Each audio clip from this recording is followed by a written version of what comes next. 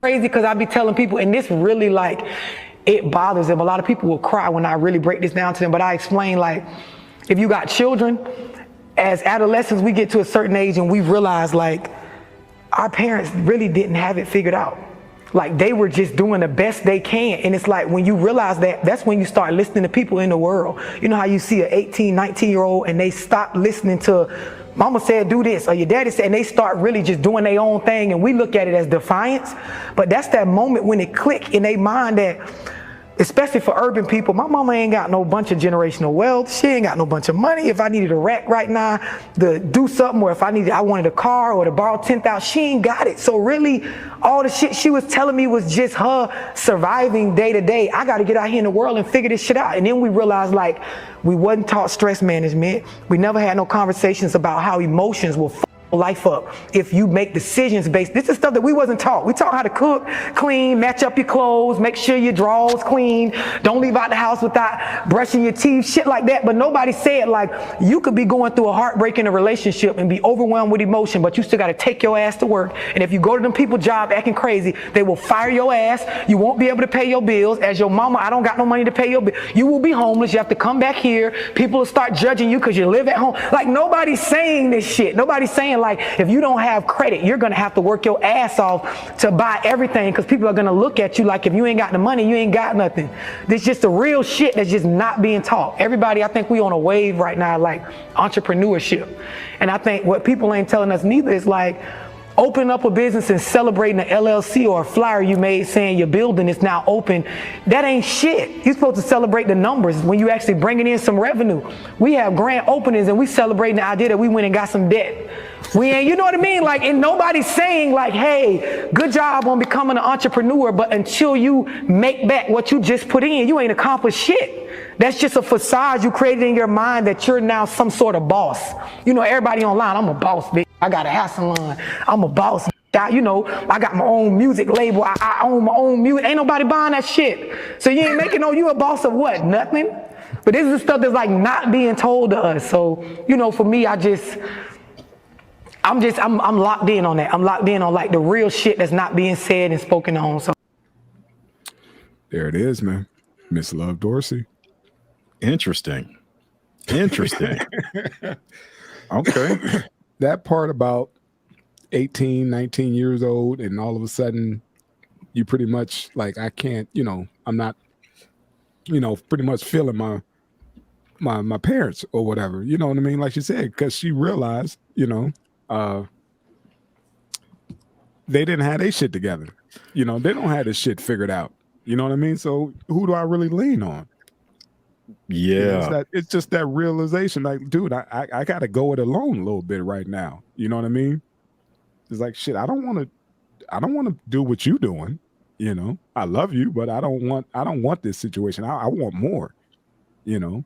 And that resonated with me right there. That clicked. It wasn't like she said, they take it as being defiance. It's like, nah, they just realizing like, dude, if I get jammed up, you know what I'm saying?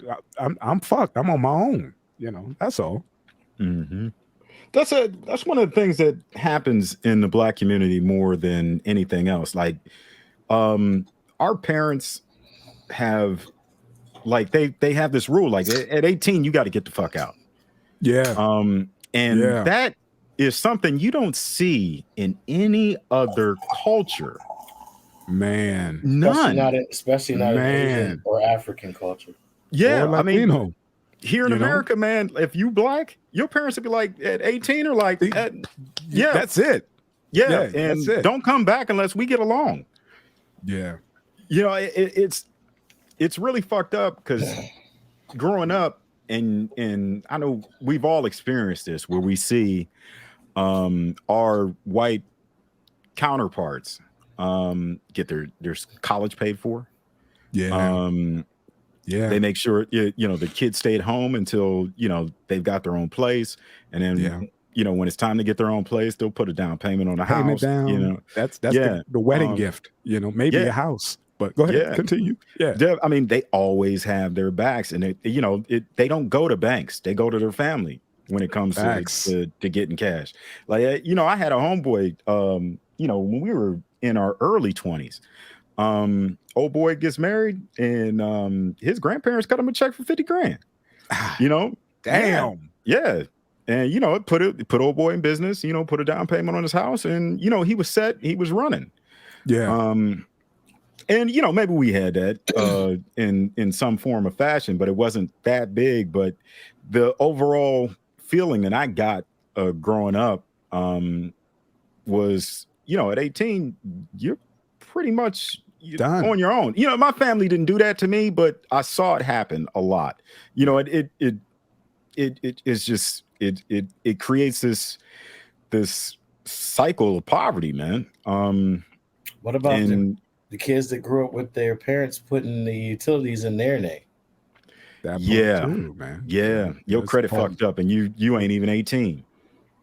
Yeah. And then what's crazy is their credit as being fucked up is better than someone with no credit at all, which was me, because I knew jack squat about credit cards or credit, how to get it, how to apply for it.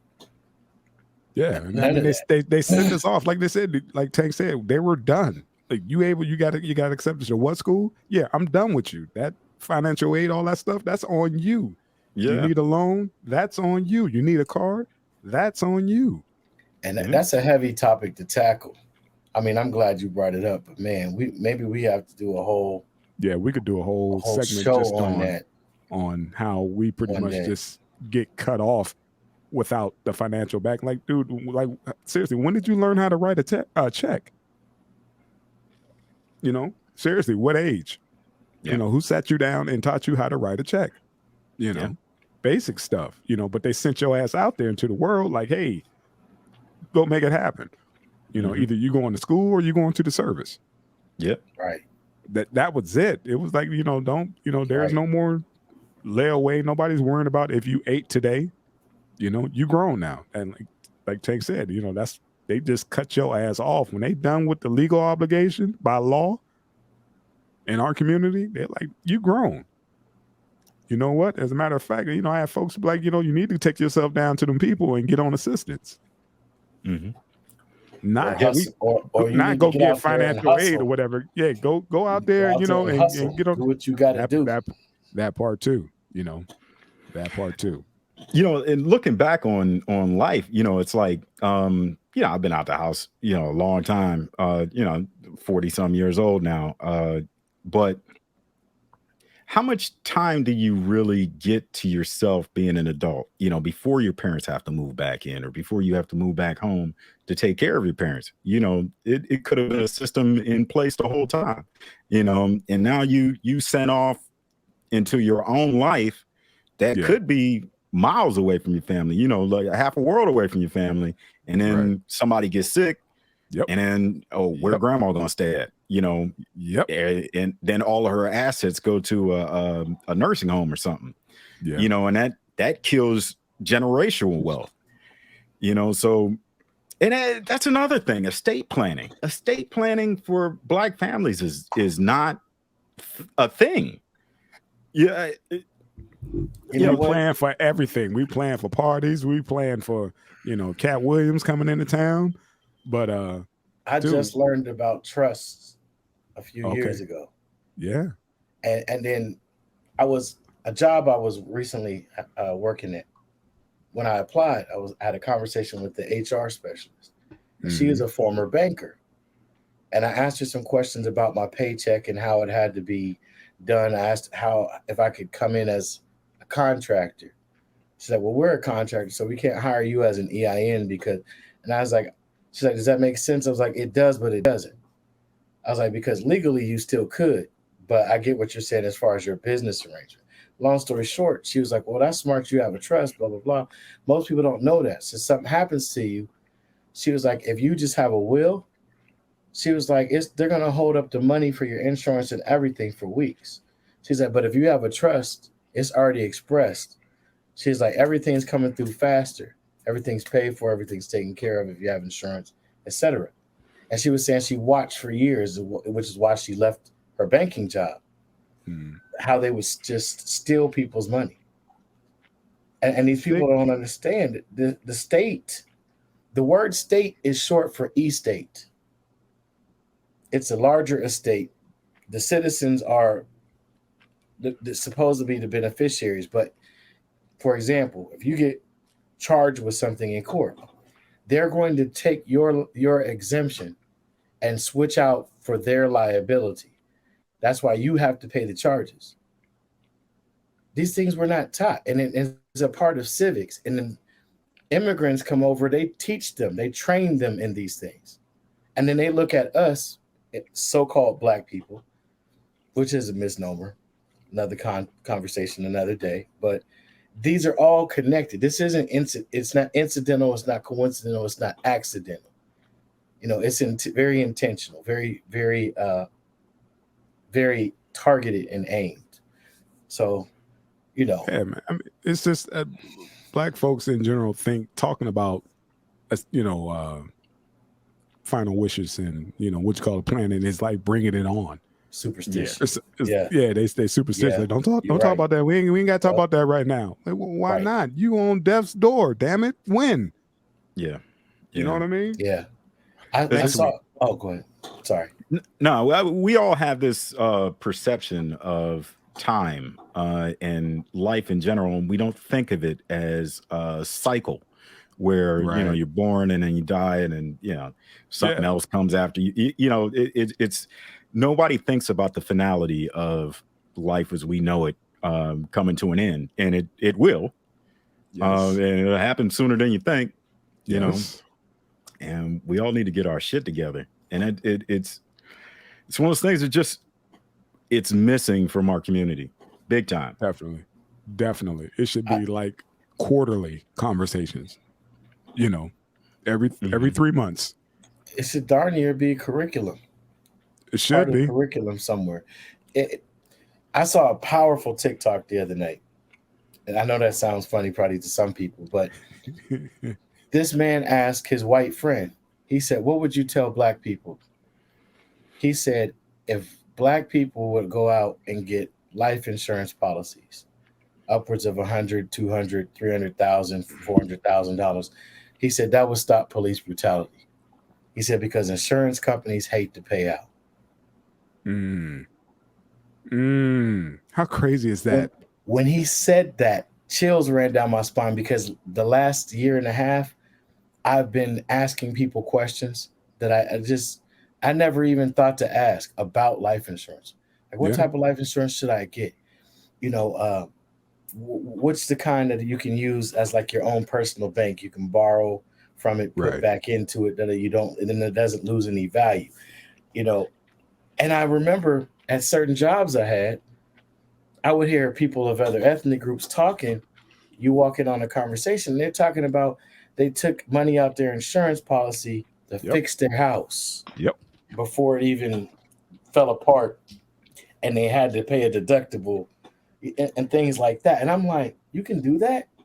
Yeah, a lot of like, folks oh, would take their money out and cancel that policy, like you said, and put it towards their retirement. And be like, well, my kids don't need that much money because they just got married, and now they have their own policies in place, and they will take that money and put it back towards their retirement. Like you said, they will borrow against that or sell their policy. Yeah. But yeah, we do not have that kind of conversations in our community about stuff like that, like estate planning. Yeah. They're like, oh, just make sure so-and-so get my Cadillac, And, you hope I die soon? That what you're saying? Like, get my brother my Jordan collection. Right. Hey, man, that's estate planning. My grandfather was on death's door. He had terminal cancer. He was in a hospital bed, hooked up to tubes and all kinds of shit. Like it was hospice. Yeah. Brother still didn't want to talk about his funeral planning. It's like you ain't getting up. You're not leaving this place, bro. You're not leaving. You're leaving. I'm sorry, granddaddy, but you're leaving feet first. That's it. You're leaving feet first. Hey, man, then what you want to do? You want open, close, cremation? What do you want? Don't you speak that on my life? Dude. You about an hour right now. Sad.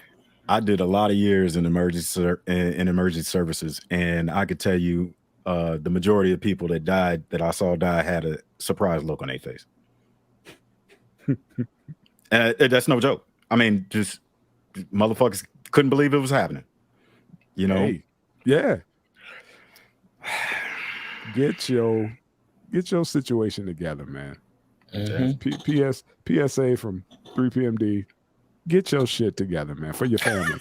And that helps. Yes. And again, we talk about generational wealth, life insurance policy, you know what I mean? Yeah. Somebody croak, that will really elevate your family out. Yeah, yeah. And stop spending money on funerals.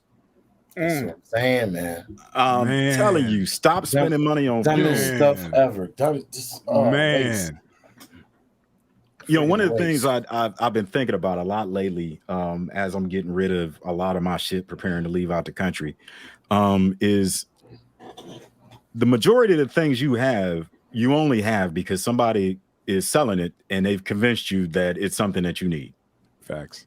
You know, none of this shit you need. None of this shit. Come on, man. You know, we really need to get our shit together. Stop collecting this bullshit. And especially, you know, when it comes to funerals, the only reason why they got them gold-plated caskets and shit like that is because they can convince you that that's what your dead family member needs.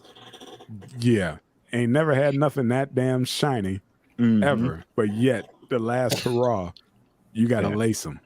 Make sure there's flowers everywhere. I want roses thrown in the casket. I want roses all up and down it. Get the fuck out of here. In the middle of January. Yeah. You died in January, sir. You know how hard it is to break ground in fucking January? You're supposed to put this, you know, this vessel that's embalmed or whatever in this hole. Okay. It's a taxidermy body, man. Like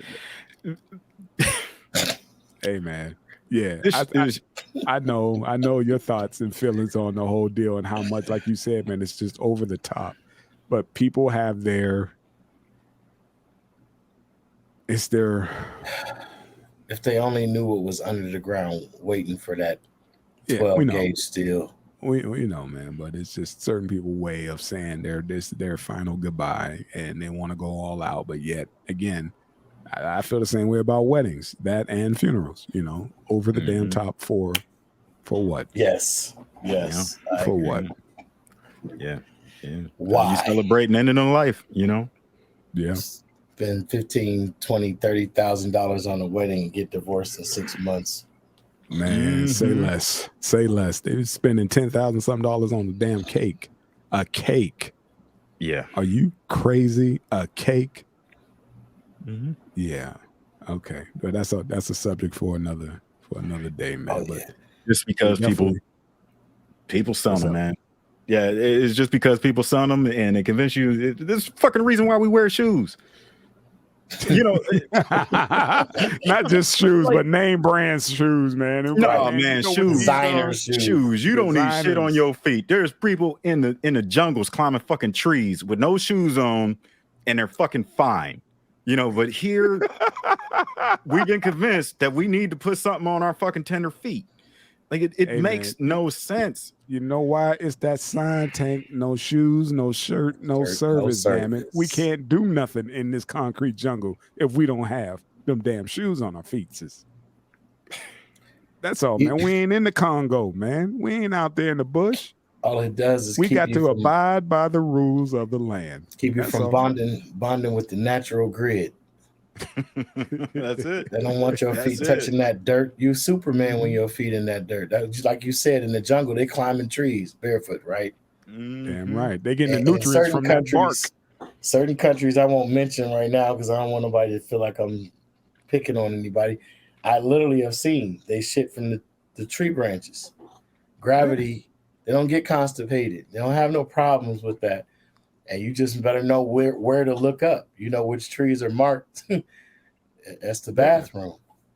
Yeah, that's the bathroom. I got you, man. You know, shit do roll downhill. Yes. But have you seen their feet? Like they look like fucking hands. They look like monkey hands. Like they even because they're working. Yeah, will like do this. You know, where it can grip around trees. Like Yeah, you see those island boys scale the fucking those coconut trees. Oh Yeah. man, In You know this what I'm saying?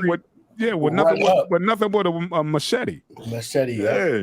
In That's this it. country, you stuffing your feet in those tiny ass shoes to put a suit on, and then you walking around because your feet hurt and all the fucking time. Like, it makes no sense. Hey man. Oh man, I hate shoes. Gotta abide by the law of the land. He really does hate fucking shoes. Yeah, I could tell you do. Yeah. You do hate shoes. Oh, The man, it's motherfuckers- unnecessary shit. They confine me, man. I'm an aquatic creature. I'm supposed to be out there in the land, out in the sea. You know, True. that's it. That's Tank, man, all day long, man. But definitely, man, you guys keep your eyes on Miss Love Dorcy is the shit. Yeah, she got next, man. We talk about who's gonna fill that void for Mr. Samuels, and I think she got it, man. Yeah, I'm telling you. Well, I think she got it. sometimes men and women they need to hear certain messages Definitely from the same gender. Definitely Relate.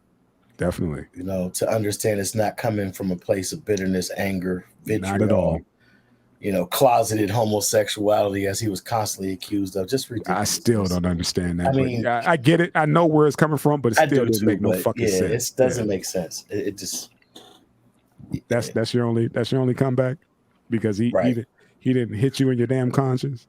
Yeah, but that's like, you look in entertainment. That's what they say. How you know you've made it. Right. You're nobody till somebody calls you gay. You gay. That's what they used to say back in the day. Shit. In Hollywood, you ain't nobody until they make you gay. Well, see, that's a whole nother topic. Yeah. Whole nother topic. That could go either way, man. Were you actually that way, or did they have to pull it out of you? Right. But that's name your price. Yeah. Hey, your price. Yeah. Hey, so with Miss Dorcy now, do dudes call in to the show looking for high value chicks, or like what? She just coming into her own or whatever. She's developing into that platform, whatever. But mainly, she just go on live and just spit her truth or whatever. And like I said, man, she throw her own shit out there too as well. And and it's one of those, she's not making this shit up. You know what I mean? It's like she didn't leveled up mentally, you know what I mean? And she's just trying to share with the masses, like, man, this is how you get off that bullshit. This is how you stop that hood mentality. You know what I mean? She's operating on a whole nother frequency right now. And you just feel the energy, man. It's completely different. Yeah. She doesn't throw people under the bus, but she does let them know, certain people who she's talking about, they know who they are. Like Shots that fired. Like that family member did this or said, she won't put them out there, but she'll put the story, like you said, anecdotally and literally to address certain issues that we all have come across or are dealing with right now. And, she addresses the women to try to get them to think in a different manner, because she's like, who programmed you to think this way? Yeah, because what I'm saying? She'll break down girls, like that dude ain't shit, but you want to compete with that other bitch or whatever. You'll literally have this no good brother baby just to compete with this chick. You know what I mean? She's like, that makes no damn sense. It's like, who are you really hurting? But yet, you think you got the upper hand, but not realizing, that whole generational curse thing. Right. And she breaks all that stuff down. Like I said, man, she's just operating on a whole nother frequency, and she's trying to bring people along with her. And she understands some people ain't gonna make it. She sit there and try to tell them. She's like, you know what? Get at me when you pretty much get your head on straight, because what you're doing, you're just running around in circles. And she come from a genuine place, because she said, I used to be that chick. You know what I mean? And now she's like, man, that mindset was so toxic. You know what I mean? She shook that shit off of her, and I applaud her for it. And I'm glad she got her platform. And again, man, she got next, man. All right. Yeah, I'm definitely digging her shit, man. That was the first time I seen that. Yeah, don't let that country accent fool you. Oh, she's wise. Yeah, facts. Oh yeah. I could tell that from just a TikTok. Yeah, she getting it in, especially with this. I mean, fuck that generational curse shit. Yeah. I mean, Said, she